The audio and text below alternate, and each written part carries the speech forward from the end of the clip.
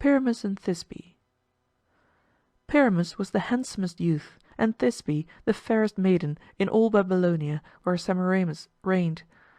Their parents occupied adjoining houses, and neighborhood brought the young people together, and acquaintance ripened into love. They would gladly have married, but their parents forbade. One thing, however, they could not forbid, that love should glow with equal ardor in the bosoms of both. They conversed by signs and glances, and the fire burned more intensely for being covered up. In the wall that parted the two houses there was a crack, caused by some fault in the structure. No one had remarked it before, but the lovers discovered it. What will not love discover? It afforded a passage to the voice, and tender messages used to pass backward and forward through the gap. As they stood, Pyramus on this side, Thisbe on that, their breaths would mingle. "Cruel wall," they said, "why do you keep two lovers apart? But we will not be ungrateful. We owe you, we confess, the privilege of transmitting loving words to willing ears."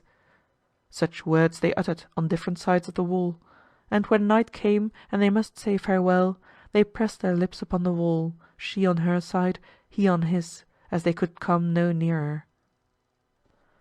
Next morning, when Aurora had put out the stars and the sun had melted the frost from the grass, they met at the accustomed spot. Then, after lamenting their hard fate, they agreed that next night, when all was still, they would slip away from watchful eyes, leave their dwellings and walk out into the fields, and to ensure a meeting, repair to a well-known edifice standing without the city's bounds, called the Tomb of Ninus, and that the one who came first should await the other at the foot of a certain tree. It was a white mulberry tree, and stood near a cool spring. All was agreed on, and they waited impatiently for the sun to go down beneath the waters and night to rise up from them.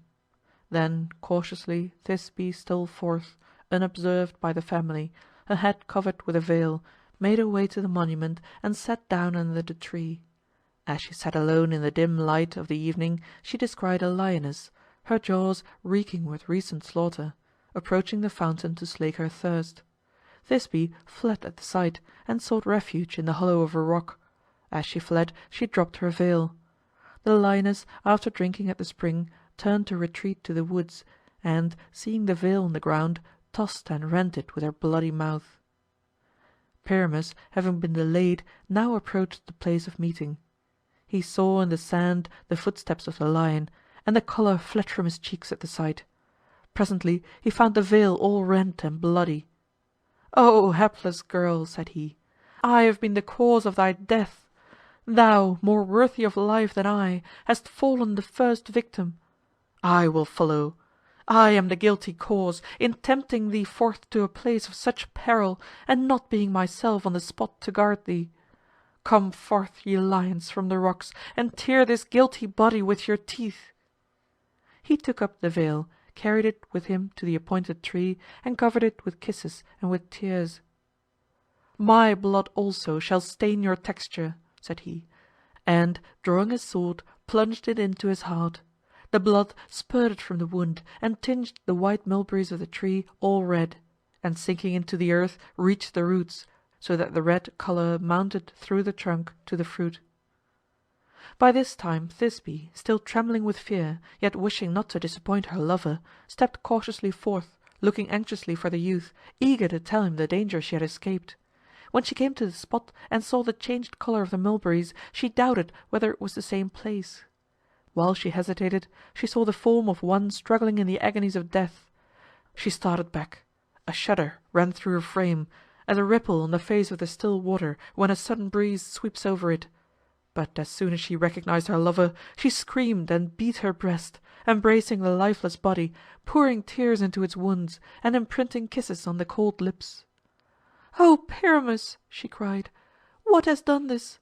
Answer me, Pyramus. It is your own Thisbe that speaks. Hear me, dearest, and lift that drooping head." At the name of Thisbe, Pyramus opened his eyes, then closed them again. She saw her veil stained with blood, and the scabbard empty of its sword. "Thy own hand has slain thee, and for my sake," she said. "I too can be brave for once, and my love is as strong as thine.